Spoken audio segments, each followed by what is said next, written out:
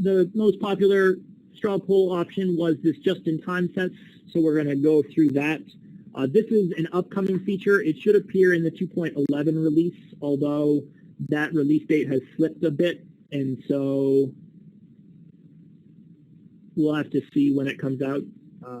This new type of problem set or homework set is adaptive.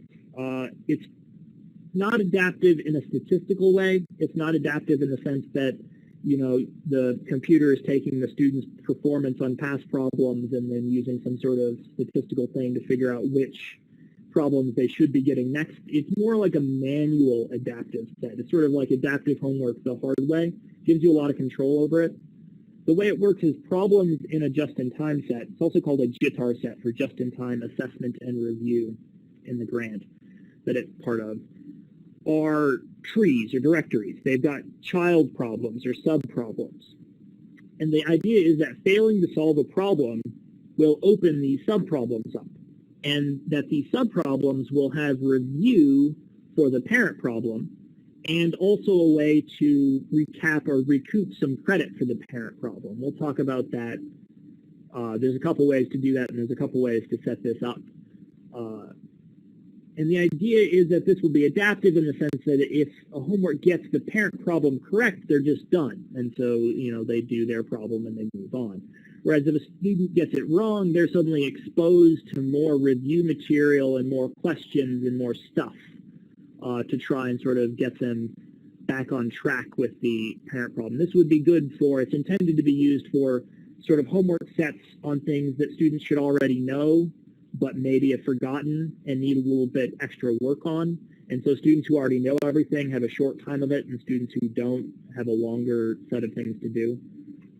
The nice thing is that problems for this are standard PG files, so it's not really any different than other homework sets in terms of how the problems look. It's really a different way of delivering them.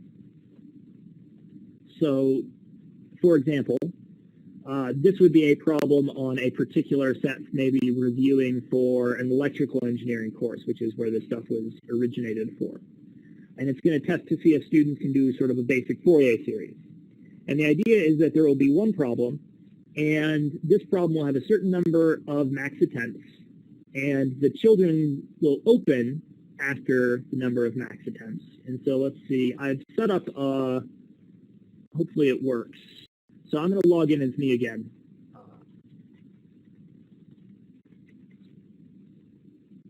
You'll notice if I look at this problem, this was problem 2 in our example, but it's problem 1 here because I only made the one problem. You can see I've got a problem and then like a 1.1, and then it's got some sub-problems, and then I've got like 1.2 to 1.5. This is showing the child problem structure. But in order to really see it, you need to be logged in as a student, because for professors you're allowed to see the whole thing. Okay, made it this? Yeah, problem 1. Okay, good.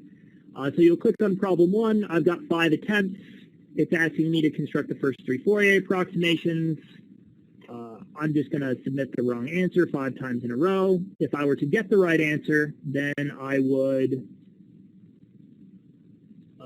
be done. I had already tested this a little bit, so I've already used up all of my attempts, 0 attempts remaining. And you'll notice that a bunch of sub-problems have opened up. So if I go to problem 1.1, you can see that this problem is on integration by parts, a sort of fundamental aspect of doing any sort of Fourier series computations. When you're computing the coefficients of Fourier series, you use parts a lot. So problem 2.1 contains a test to see if students can do integration by parts. It has unlimited attempts, but child problems will be open after 4 attempts. I've already attempted this problem 6 times, so the child problems have opened. If I'd have gotten this problem right, the child problems would never have opened. If I go to problem 1.1, move my file over. One of the unfortunate things about doing as many subjects as I did is I didn't necessarily properly test all of them like I should have. So if you didn't do 1.1, or if you didn't get 1.1 right, notice that I'm saying that I don't have open subproblems, but I'm able to see the next one anyway because I'm a professor. If I were to get it wrong, I would get this video review, and I'd watch the video. Notice I've put sort of a question in here to make sure that they get the, that they at least scroll to the end of the video or that they watch the video. It's a good idea to put something there for content delivery type problems. And then it would say, okay, now evaluate the integral, all right, and it's just giving me some testing on parts integration. So problems 2.12 and 2.13 just give me more integration by parts practice. If I'm done with that practice, or if I have successfully answered 1.1, then it brings me to another video, and this is a Fourier series video that I've included. You'll notice that I also have another question down here to sort of check that you've seen the video and you've at least picked the right thing.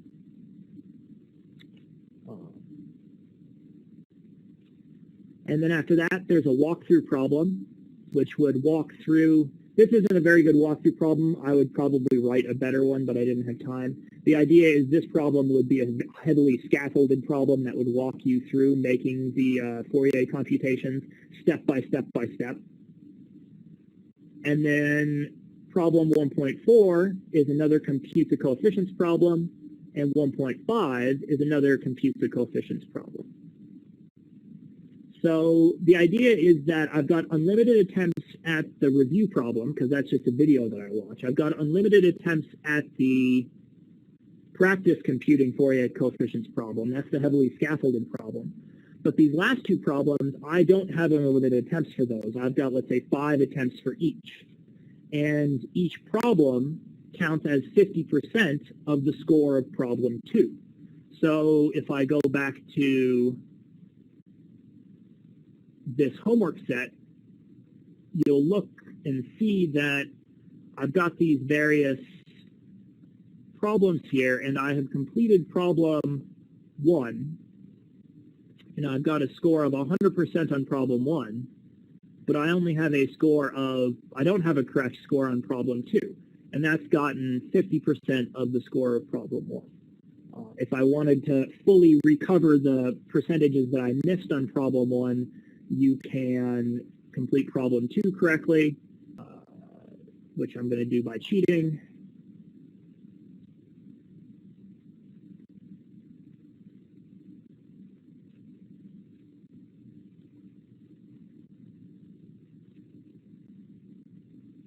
And so you'll see my adjusted status on problem 1 is 100%, even though I actually got problem 1 wrong. I got 0%. I've attempted the problem 5 times, and I have no attempts remaining. If I go to my grades, I have to scroll down all the way to JITAR demo. You can see that I've got problem 1 correct, even though I didn't actually get it correct. So JITAR grades only grade the top-level problems with this sort of sub-problems counting towards the parent thing. So that's the general idea of them. And you edit them just by using the homework sets editor. And you set just in time as your homework set type. And then you have a bunch of options you can set. So for example, one of the options is restrict problem progression. If this is enabled, then it stops students from proceeding to the next problem until they complete the one that they're currently at. This can actually be used in standard sets without any nesting or sub-problems or anything if you set them to just in time. And what it means is that if I was on my set here and I was on 1.1 and I couldn't get 1.1 and I opened up all these sub-problems, well, technically, there's nothing stopping me from just going on to 1.2 and being like, I don't care. Or if I open up all these child problems, there's nothing stopping me from jumping straight to 1.4 and to 1.5 and skipping all of the previous ones. So you can restrict problem progression so students can't open problems until they've completed the previous ones. It makes them go through a homework set linearly. or monotonously. Sort of a interesting feature, which I'm not sure how much it's used, is you can have it email the instructor when students fail to attempt a problem. This means that they didn't get the original problem. They did all of the review questions, and then they failed at the review questions and weren't able to successfully complete that. And it can be useful because these review problems can be really long. The JITAR site itself is nested. You can see I've got 1.1, 1.1, 1.1.1. I've got all these problems. I can render them so I can see what they look like, but that takes up a lot of vertical space. There's a lot going on here, so we'll hide them. We'll just render the one we want to look at. And if I want to change things around, it's just click and drag. So, I want this to be problem 2. Now it's problem 2. I want problem 2.1. Now it's 2.1. Now I want problem 2.2. Or did I want problem 2.1.1? So it's just click and drag to actually set up the tree structure, the directory structure. You can see for each of these problems, when appropriate, it's got some options. So for example, attempts to open children. This is the number of attempts to open the child problems. If you've got max attempts to open children automatically sets to max attempts. If you are a child problem, you can have a little Boolean switch to whether you count for the parent grade or not. So what I had before, I'm not going to save this. I'm just going to go forward. In the setup I had before, you'll notice that none of these count for the parent grade except for the last two, and they've got equal weight, which makes them each worth 50%. Another thing you can do is just to set no for all of these things and set the parent to be unlimited attempts with an attempts to open children, and then just assume that they're going to do the review and then go back to the original top-level problem and try and finish it once they get that review done. There's a lot going on here. It's not in heavy use yet, but it's been used by a couple of different universities for over a year, so there's been some testing on it.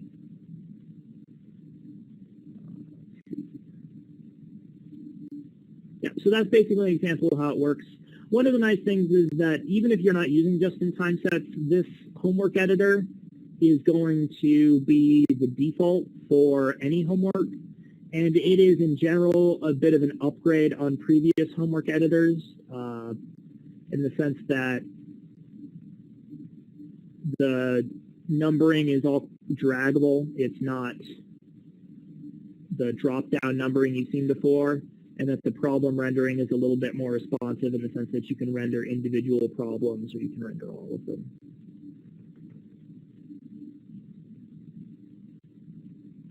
You can see errors when they're rendered. All right, so that's just-in-time sets. The next thing people wanted to see that was upcoming was WeBWorK 3. WeBWorK 3 is the new sort of JavaScript Perl dancer-based interface. It's fancy, but it is not ready yet. It's sort of in alpha stage, so it's farther away than like just-in-time sets, which will be in the next release. WeBWorK's coming, but it's a little farther down the line. Fortunately, if you use the install script, you actually should have all the prerequisite modules you need in order to use WeBWorK 3. And it's just a matter of switching branches and messing with some config files. We'll go through that process now. If you didn't install with the install script, you might be missing some packages that WeBWorK 3 needs, and so you need to use check modules to figure that out. So the first thing you're going to want to do is switch to the WW3 branch of WeBWorK 2 and the develop branch of PG. That's pretty easy. That just uses get. And then you need new versions of some various config files. So let's go through that and see what that looks like as an example.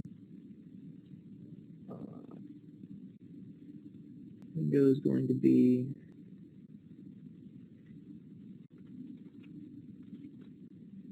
all right. So in PG, you'll want to be on the develop branch. So you do just get checkout develop. You'll notice my branch is behind origin develop by 81 commits. That's bad. So I'm going to do get pull origin develop to make sure that I've got the actual latest version of develop from origin. Notice I haven't messed with develop on my server, and you really shouldn't, so I didn't have any weird conflicts or anything when I merged. It was a fast forward merge, which doesn't ask you to do anything. So now we go to WeBWorK 2, and we do get checkout origin, or get checkout WW3. Mine is up to date with origin WW3, so we're good there. And now we need a bunch of new copies of config files. So if I go to conf, there are 3 files that I need to update. I need to update WeBWorK3.conf.dist. Now this one's pretty easy. All I need to do is copy WeBWorK3.conf.dist to WeBWorK3.conf. That didn't have a version before. It didn't exist in the develop branch, and so you can copy it safely, and nothing bad will happen. We also need local overrides. Now, local overrides already has a configuration version, but there's a newer version for WeBWorK 3. What you can do is you can make a backup of your existing local overrides and just copy over the new dist version.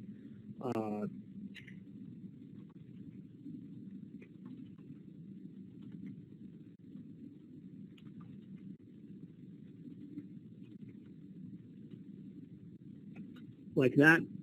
Or you can open up them both and try and merge them somehow using like an emerge or like Emacs merging, or like looking through them by hand and figuring out what you need from both of them.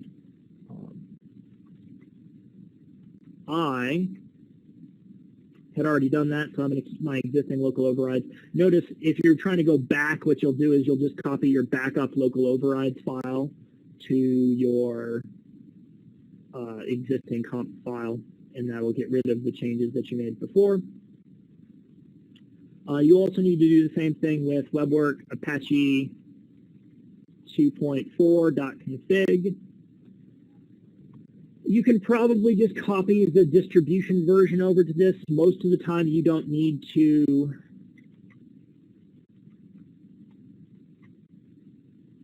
make any changes to this, so you're not going to have anything special about your config version that you don't mind being overwritten by the dist version. The dist version is pretty safe as far as that stuff goes. However, I would still make a backup file just in case switching back something causes something bad to happen. Of course, if you're not running Apache 2.4, if you're running Apache 2, then you'll want to use Apache 2 as your WeBWorK Apache config file there. Then you need to restart the server.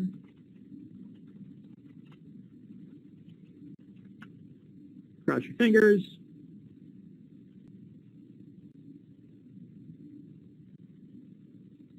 So you can see here what I've been doing here. This is basically I've copied over a new WeBWorK 3 comp file. I've made backups of my local overrides and my Apache config files, and I've copied over new distribution versions of those as well. And if you go to your server,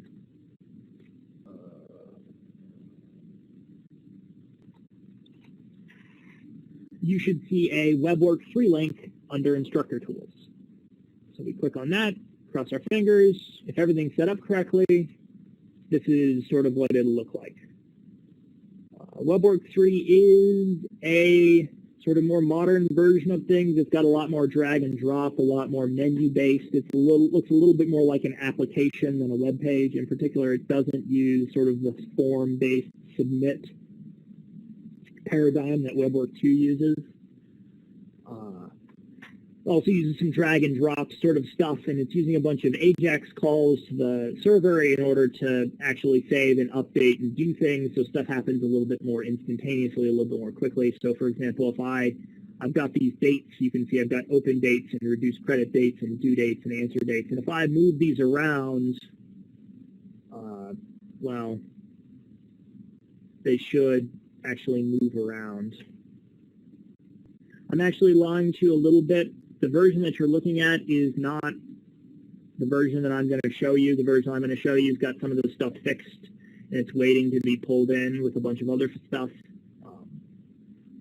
So if I move these things around, you'll notice that it says the changes were saved, and so I'm moving my due dates around. You'll notice it's automatically trying to do something intelligent with the due dates. The reduced credit date has to come at the same time as the before or at the same time as the due date, and the answer date has to come afterwards. So I can move these around, and it's saving them.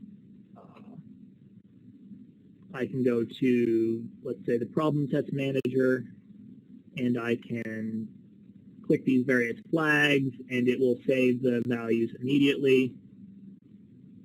You can change the dates. It'll save the dates immediately. Same thing with user settings, and also the class list manager. You can see, who's enrolled. I can drop that person.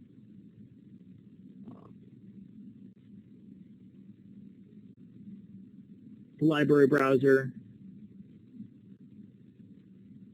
Unfortunately, it's not bug-free. This is very much alpha. It's not beta. It's missing stuff. Stuff doesn't necessarily work. In particular, there are things which are in WeBWorK 2 that are not in WeBWorK 3. Like, for example, I don't know why this is not working. See if I can load other stuff somehow. Yeah, so here it's loading problems. And I can add or refresh the problem. I can set a set, and I can add problems to that set. If I go to problem set details, I can edit my sets. I can see what problems are in there. Can reorder them by dragging them. It's got some of the same draggability stuff that we have in the other one. So things that this does do really well, it's sort of nicer for managing homework sets and due dates and having that nice calendar view. Things it doesn't really do gateways particularly well yet, although that's about to change. It doesn't do JITR sets at all. It doesn't have a student view, so students don't interact with this view at all. They only get the standard view.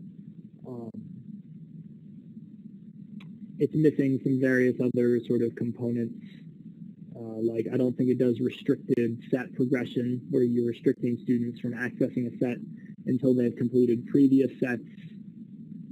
It doesn't really do localization yet, stuff like that. So the good news is, though, if you like it and you just want to use it where you can switch back between WeBWorK 2 and WeBWorK 3 just by clicking the links. They work together. If you change something in one, it'll change it in the other one. There's really nothing stopping you from using both where you can.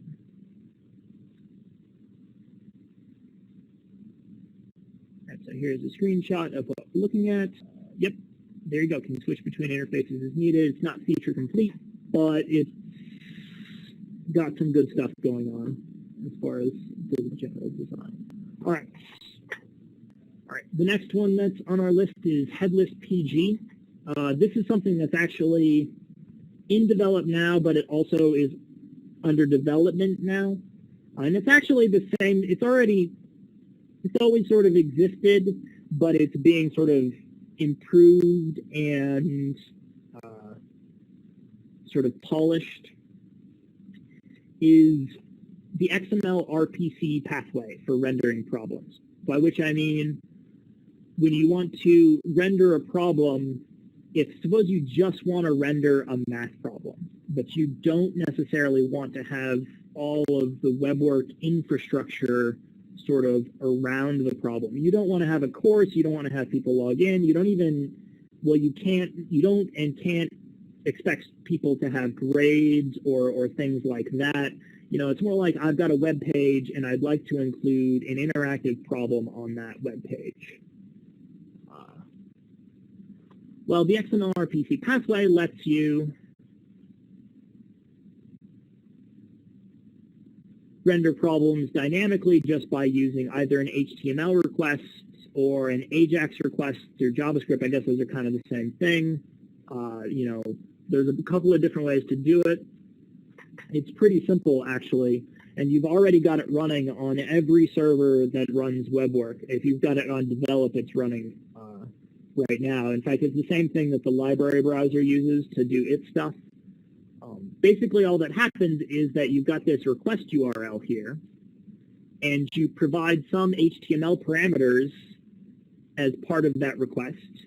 So like your course ID and the user ID and a password or a session key for authentication and a source file path or a problem source. You can also add optional parameters, things like display mode or output format. There's a bunch of different sort of things you can attach to this. And you add all of these things to your HTML request, and honestly, that can look as simple as a link, right? So here's the HTML page, and then I've got a source file path for the problem that I'm interested in, a course ID, a user ID, a password.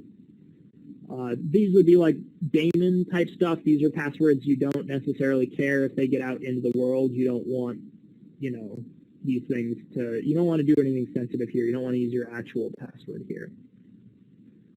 And then you just click this link. And there you have it. It's rendered a problem. This problem is fully functional in the sense that you can submit answers to it. You can show correct answers. You can see all sorts of, you can do pretty much anything you want to do with a problem. The only thing that you sort of can't do currently is save grades for it. It's not set up for that. If you're wanting to have grades for problems, just have people log into WeBWorK because they need to have an account and things to grade and all of that stuff. But if you're just looking to render a problem, this is a good way to do it. So something which is nice to follow is Planet WeBWorK. So Planet WeBWorK allows you to, if you look at this, this is where sort of everybody's individual blogs all sort of get aggregated here, and so you can see what's going on. I'm just showing you a particular example of this.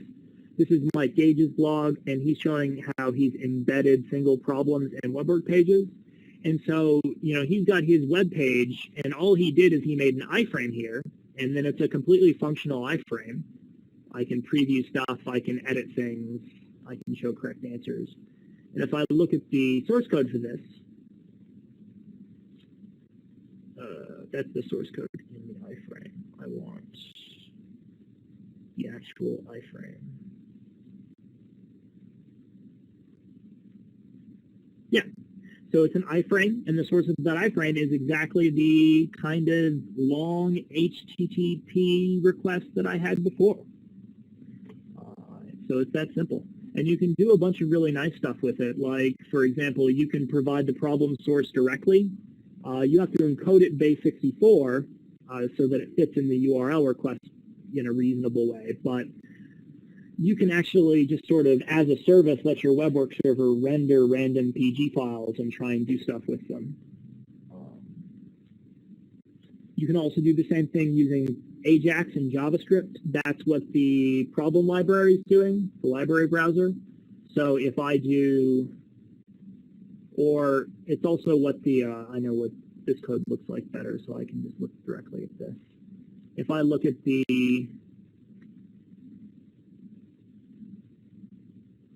render problem button here, so if I, not view page source, sorry. Resources.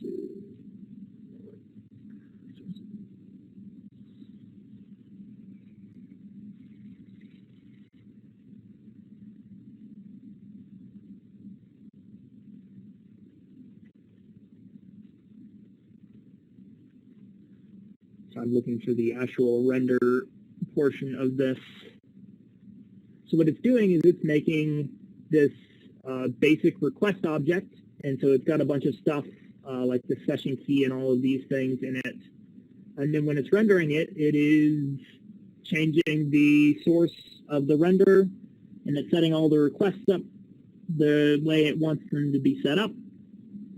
And then it's making an AJAX call, which is calling the URL that we had there with all of these options that I've set up in the JavaScript, and then it takes the results of that and it just puts them in the right place. And so that makes this thing seem very interactive. So that's the headless version of WeBWorK. It's really meant to be one to talk to about the Moodle thing. He's really the guru for the Moodle interface. All right, so we've got time for basically one more. Depends on how persnickety you are and how much you care about changing things, but one thing that people often like to do is mess with the look of WeBWorK. You want to actually sort of change how it looks. And there's a right way to do this and there's a not right way to do this. So the wrong way to do it is to actually modify Perl files or distribution files, to actually modify the code, because then you have to deal with creating with all the conflicts whenever you're trying to pull things in from upstream. Like we saw with that one pull that I did where I had to actually sort of fix something that was broken. Instead, what you should do is you should make all your changes through CSS and JavaScript.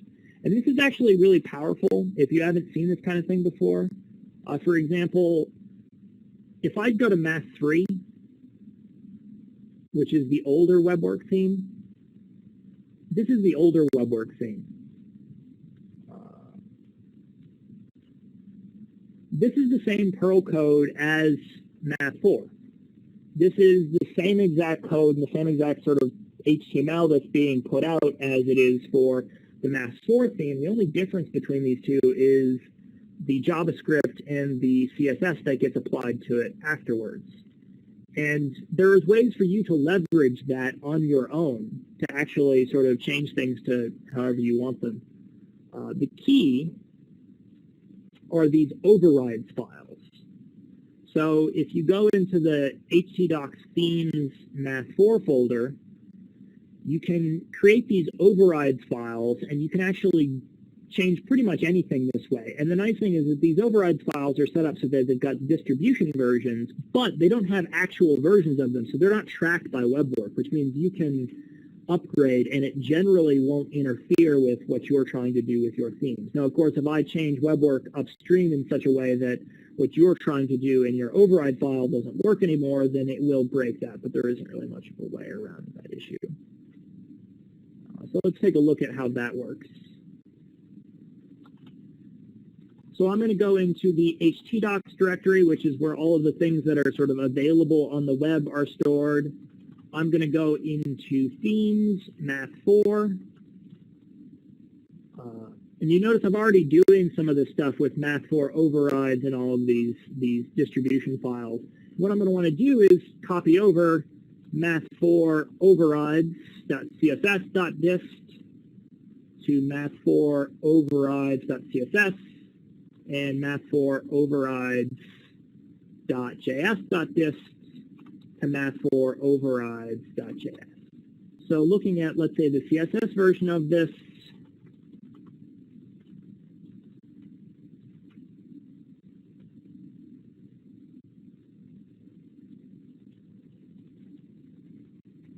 this is the CS of this, and this has already been set up sort of that to make changing things like colors easy. These are the sort of main colors of our theme, and you can use search replace to change these things.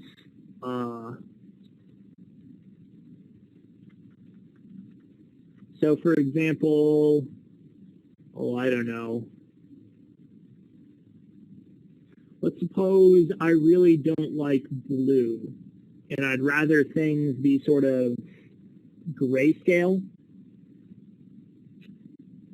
Then I could change this to, I don't know, 777777, and Well, actually, that's not going to do that. That's not going to change anything, right? I need to go like this. Now, this is the Emacs way of doing query replace. You can do whatever your editor does.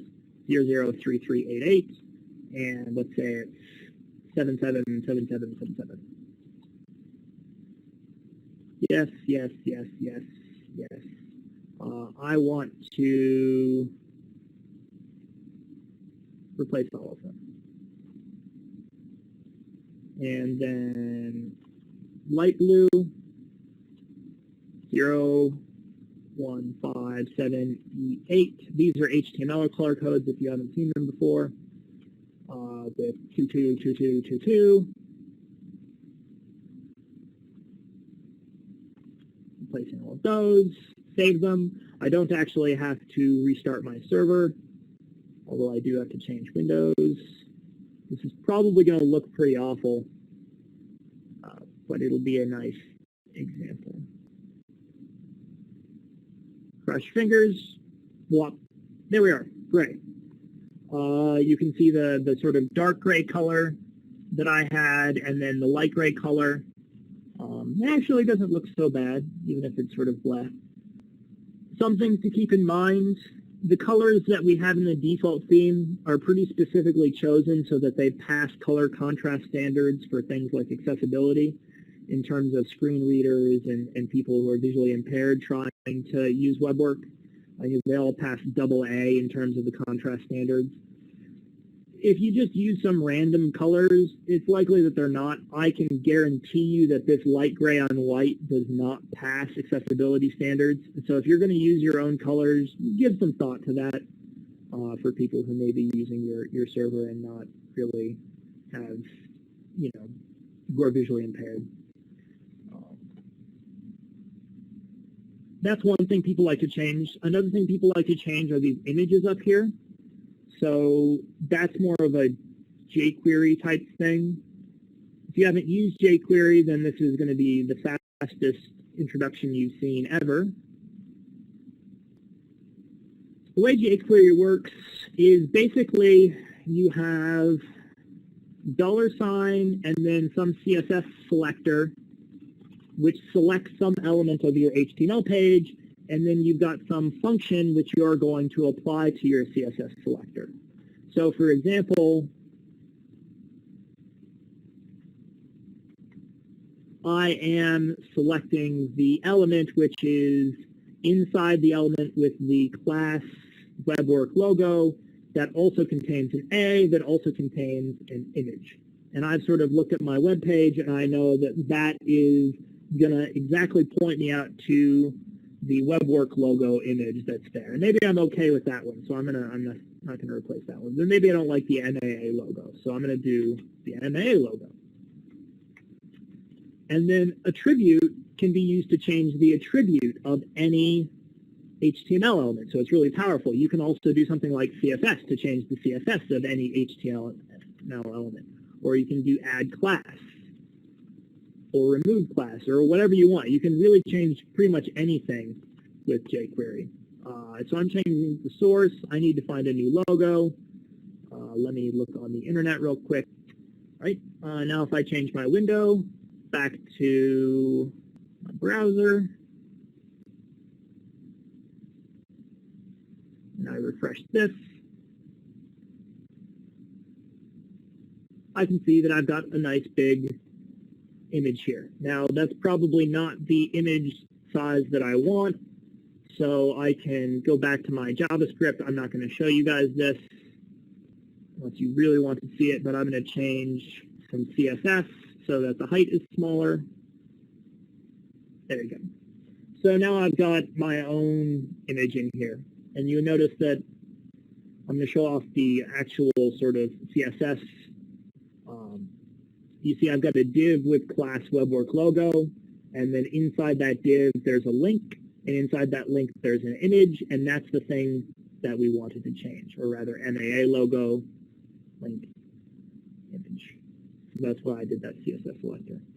Like I said, you can get pretty deep on this depending on how much work you're willing to put in, modifying and tweaking things.